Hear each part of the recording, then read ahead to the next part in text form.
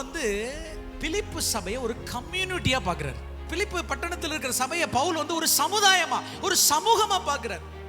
அதுதான் சந்தோஷத்துக்கான காரணம். இன்னைக்கு இதை ஒரு ஊழியனா நீங்க கேட்குறீங்கன்னா, நான் உங்களை உற்சாகப்படுத்துகிறேன். சர்ச்சை தயவு செய்து மற்றவர்கள் நடத்துகிறது போல ஒரு சம்பிரதாயமா, ஒரு சடங்கா நடத்துறாதீங்க. கூட்டத்தை பெருக்கணுன்ற ஒரு எண்ணம் உங்களுக்குள்ள இருக்க வேண்டாம்.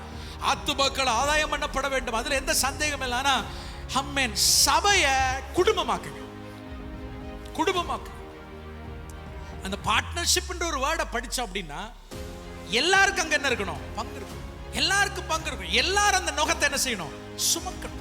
எல்லாரும் ஏதோ ஒரு காரியத்தை என்ன செய்யணும்? அந்த திருச்சபையில செய்யணும். இல்லாட்டா அந்த சபையினுடைய அந்த அந்த ஜாய, இயேசுவினுடைய அந்த ஜாய அனுபவிக்க முடியாது. நல்லா இருக்குல்ல? ஜாய் இன் ஃபெலோஷிப். ஒரு அல்லேலூயா சொல்லுங்க பார்க்கலாம்.